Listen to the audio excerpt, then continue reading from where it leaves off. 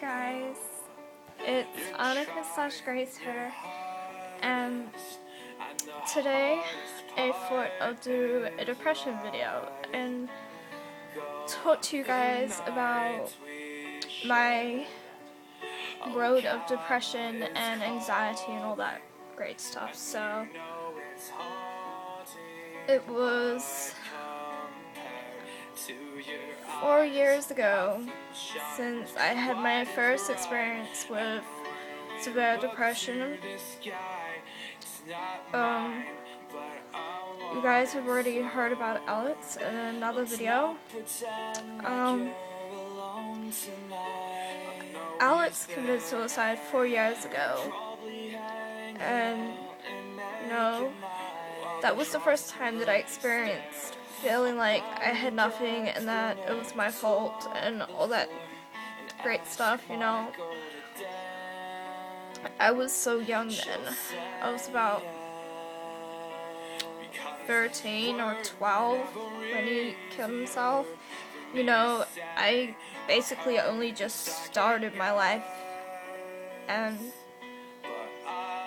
I really loved Alex, he meant a lot to me, and knowing that he was gone and that I didn't get to say goodbye really hurt me a lot. And my depression kind of started from there. But I used to stay up all night crying, listening to his favorite song, Kissing Cars by Piers Seville. He loved that song, like we would jam in his car to that song. Alex was probably the best thing that was ever mine, and I got really depressed after when he died. Like, I closed myself up in my room, I wouldn't talk to anyone. I was just broken. Like, I lost something so special to me. And then, further down the track, my parents started arguing all the time, which made it a lot harder, like I used to hide away in my room because I didn't want to hear them fighting because I didn't like it, I got sick of my dad threatening my mom and yelling at her and stuff, it was hard. And more and more I wanted Alex back because he used to help me through all that stuff, and once he disappeared, I didn't know what to do at all. And my parents split up about 2 years ago now. That was one of the hardest times of my life, I was in a very negative relationship at the time too. I'm not gonna say names because, I don't want to kind of put them out there as a bad person because I'm not like that, but it was a very negative relationship, a lot of abuse and name calling, and it was horrible. And that's where my road to self-harm and suicide and all that stuff came about. The first time that I self-harmed was after when my parents split up. That was a very dark time for me, and that's where I started listening to a lot of my heavy metal bands, a lot of negative music about death and feeling unwanted and all that stuff, because that's how I felt, because I didn't have my dad around.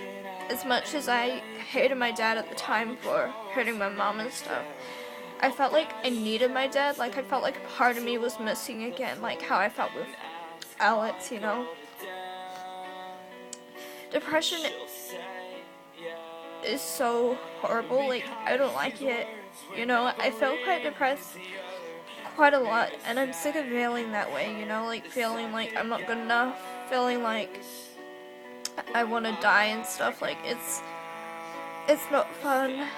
Like, I've been through so much, like, my parents split up, that was horrible. My grandparents died a few months before that happened, and Chris died a few months after when my parents split up, And then just a lot happened, you know. And it's hard to be happy sometimes. Like, I've been through so much, you know. I've been bullied right from the age of 5. You know, I used to get bullied because I wasn't good enough and all that sort of stuff, you know. Everyone used to bully me because I was too skinny, because I was strange, or whatever, you know. Like, at my old school that I went to, I used to get bullied because, well, I'm what people call emo, but I don't look at myself like that. I don't like being called emo or anything because that's not who I am. I'm just a person that likes to express themselves through the music that I listen to. And people at my old school used to pick on me, you know, because they thought I was strange or weird or an outcast, whatever you want to call it. And you know, I used to go to the park or be by myself from school, and people used to throw blades at me and be like, "Go cut, you emo whore," and all that stuff. And it cut me up really bad because all my life, don't cry, all my life, all I wanted is to be accepted for who I am, but for some reason, people don't accept me for me. I have to be someone else for people to accept me. And it really hurts because, you know, I want to be able to be myself and be happy to be myself, but I'm not. Because I'm so sick of being judged by people, you know, like, that's what brings on my depression, is the fact that I can't be myself. Like, when I was younger I could, but now I can't, you know, because when you get into the big wide world and experience people and bullying and all that stuff, you start to realize that it's kind of hard. It is hard to be yourself and to fit in because, you know, people are so judgmental, especially over someone like me that looks weird and has weird taste in music and all that stuff, you know. And it's quite hard. Like, society nowadays is so hard to fit into, you know, like, it's not easy. Like, I got diagnosed with severe depression a couple of years ago now, and I got diagnosed with anxiety, bipolar, just all that fun stuff. People reckon that I've got anxiety from my past because of all the traumatizing stuff that I've been through with my dad's abuse and getting beaten up and verbal abuse and being raped at a young age and all that sort of stuff, you know. I haven't had an easy life, and I'll do a vlog and kind of tell you guys about my life and what it was like and all that great stuff. But depression is one of the hardest things to deal with in an everyday life, you know. It can be really upsetting. Like, I have so many scars. Like, I'm not even joking.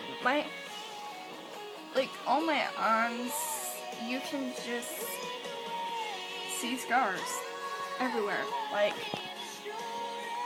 got scars on that arm.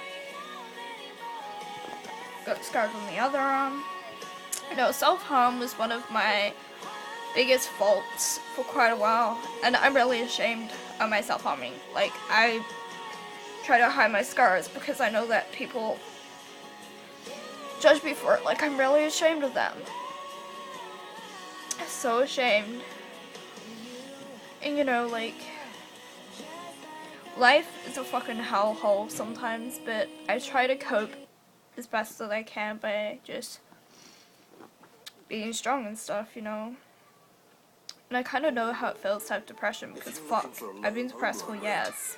I know what it's like. It sucks, but you know, I've tried to commit suicide two times by overdosing on tablets. One of the times I was in hospital for the night till about, I can't remember what time I left the hospital, but I had to drink charcoal, and you know, it made me realize who my real friends were because so many people got worried, you know, like, that was That was horrible. Like, being face to face with death is one of the scariest things that you'll ever experience. Your whole life flashes before your eyes, and you know, you kind of get scared because you know that you might not wake up again and that you're leaving people behind. But at the same time, that's what you want, because you don't feel like you're worth anything, but you are. You know, life is precious. You're being put on earth for a reason. Yeah, life is hard. Sometimes you feel like it's not going to get better, but it does. It does get better. I'm in a good part of my life where I feel stable and rather happy. Yeah, I still have my moments where I feel like stuff is getting the hold of me. But, you know, I like life. I'm actually quite grateful that I'm still here. Like, if I had died that night when I was in the hospital, I wouldn't be here. I wouldn't be able to talk to you guys, or have all the amazing friends that I have now. You know, just talking about depression makes me realize that I'm stronger than depression. I got through all those horrible stages of me self-harming, me cutting and stuff. And if you guys are going through depression, trust me, I know how you feel, okay? And you're not alone. You may think you're alone, but you're not. Because so many people around the world hurt with you. You're not the only person that's going through depression, or that's hurting, or that feels sad.